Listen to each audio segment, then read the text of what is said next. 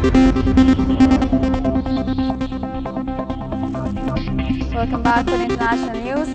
Pakistan has rejected any insinuation of the involvement of any state agency in the Mumbai attacks, which killed 166 people in 2008.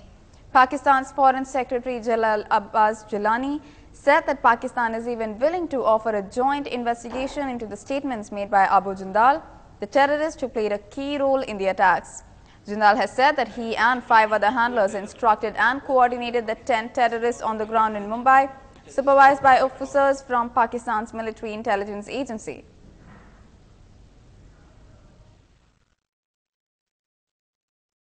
Foreign Secretary Jilani and I discussed all issues that impact peace and security between our two countries, including terrorism.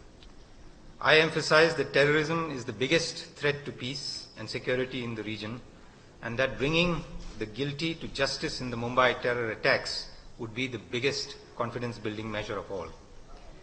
During the Home Secretary level talks in May 2012 in Islamabad, extensive information on the perpetrators of 26/11 has been provided to the Pakistani side.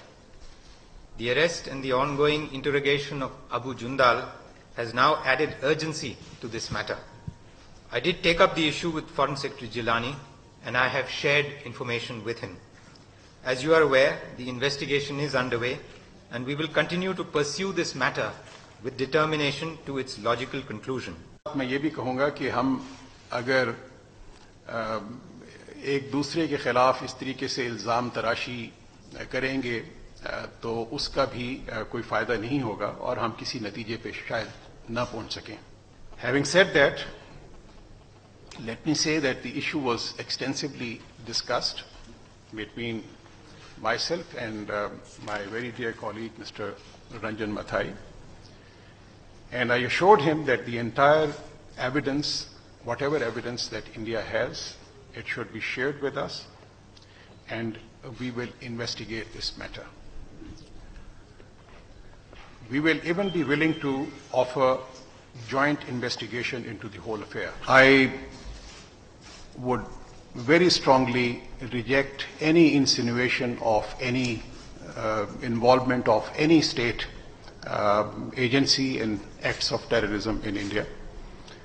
Having said that, I would say that we have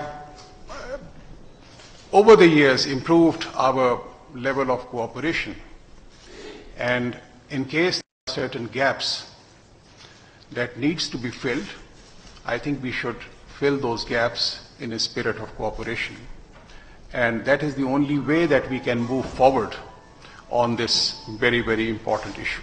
Even as Pakistan denies the role of the state in the attacks and says a blame game will not help, NDTV has access to documents showing Jindal was issued identity papers by Pakistan, a national identity card for overseas Pakistanis and one for internal use as well. Jindal revealed the name of one Major Samir, who he says came to the control room when the attacks were going on, and soon after the attacks were over, all of them were asked to disperse. After international pressure on Pakistan following the attacks, Pakistan's investigation agency raided the control room and destroyed it. David Headley had also mentioned Major Samir's name in his testimony. A Delhi court today extended the custody of the plotter Abu Jindal with the special cell of Delhi police for 15 more days. Chief Metropolitan Magistrate Vinod Yadav allowed the specialized anti-terror unit of the Delhi police to interrogate Jindal till the 20th of July. The court said it found merit in the submission of Delhi police for seeking Jindal's custody for interrogation. मेरा argument ये था कि special court NIA का protection warrant है, आप उसको कल वहाँ भेज दें, लेकिन इन्होंने 15 दिन के लिए स्पेशल सेल को दे दिया, स्पेशल सेल को रिमांड पर पुलिस कस्टडी रिमांड के लिए कहा कि जो स्पेशल सेल की जांच होगी उससे आपकी एजेंसी को भी मदद मिलेगी और 15 दिन के लिए स्पेशल कोर्ट को दे दिया. Moving on, External Affairs Minister S.M. Krishna will undertake his much anticipated visit to Pakistan in the first half of September. Krishna had to defer his July 18th and 19th visit to Pakistan to review the peace talks due to the presidential election scheduled around the same time. The minister said that the External Affairs Ministry officials were in touch with their counterparts in Pakistan and that the issue was also discussed during the bilateral talks Foreign Secretary Ranjan Mathai had with his counterpart Jalil Abbas Jilani. It's for certain that I will be traveling to Islamabad. Now, there is a little, some problem with reference to the dates. We had agreed upon the 19th of July for me to travel to Islamabad, but at that point of time, we didn't realize that the presidential election was due to take place. Our foreign secretaries have met, and between them they will be finalizing the dates. And now we are looking for somewhere in the first half of September for me to visit Islamabad before the United Nations General Assembly. On to the presidential elections, opposition-backed presidential candidate P.A. Sangma stated that his legal team is going through the returning officer's ruling in the Pranab Mukherjee Office of Profit case, and that he would decide the future course of action after consulting his colleagues and supporters. The former Lok Sabha Speaker said he received a certified copy of the ruling of the returning officer last night and had gone through it. Meanwhile, presidential nominee of the UPA, Pranab Mukherjee, refused to comment on BJP's threat to move to the court against his candidature. BJP has claimed that Mukherjee's resignation letter as chairman of the Indian Statistical Institute in Kolkata was fabricated and that his nomination should be cancelled as he holds an office of profit. However, returning officer for the presidential elections, V.K. Agnihotri, rejected BJP contention and accepted his nomination papers. BJP ने कहा है कि आपका जो matter है उसको court में लेके जाएंगे. Look, I would not like to comment on these issues. It is for them to do whatever they like. Apparently, in a bid to bring Trinamool Congress, a key UPA ally, on board on the presidential poll issue, Congress leader and Union Minister Kapil Sibal met the party chief Mamata Banerjee. He, however, evaded questions on whether the presidential elections were discussed in the meeting, which took place for over an hour. AICC General Secretary in charge of West Bengal, Shakil Ahmed, had renewed the appeal to the Trinamool Congress to support the candidature of UPA nominee Pranab Mukherjee in the presidential poll yesterday. Banerjee had earlier said that a final decision on the elections would be taken 3 days before the polling date on the 19th of July. Will the BJP let go of Sadanand Gaura to bring in Yediyurappa man Jagdish Shettar as Chief Minister of Karnataka? Yediyurappa, the former Chief Minister, has been demanding that Jagdish Shettar, a leader from his Lingayat community, be appointed for the top job. The BJP seems to have given in to the demand of Yediyurappa and his loyalists to remove the present Chief Minister. Sources have told NDTV that BJP is ready with the overhauled blueprint by which Sadanand Gaura will be replaced by Jagdish Shettar. We discussed regarding political situation and the leadership issue with the High Command, and I think High Command will take appropriate decision within shortest period, that is within 3-4 days or within week. They will take whatever the High Command takes decision regarding leadership, regarding political situation in Karnataka. It is abide by us. Here's a quick look at the profile of Jagdish Shettar, the Revenue Minister in Karnataka now, from Hubli in North Karnataka.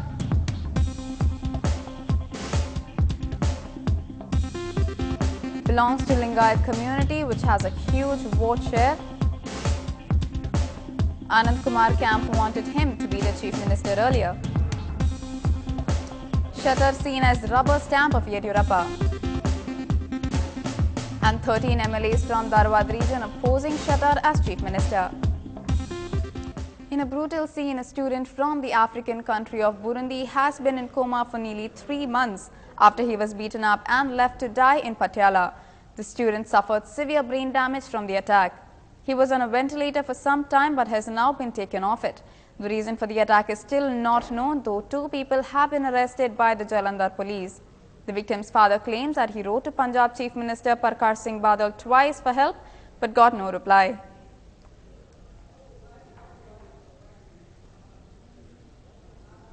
Onto a crime scene from Mumbai. Pakistani origin Bollywood starlet Laila Khan who had been missing since the last 11 months, was murdered along with her family members in Maharashtra last year.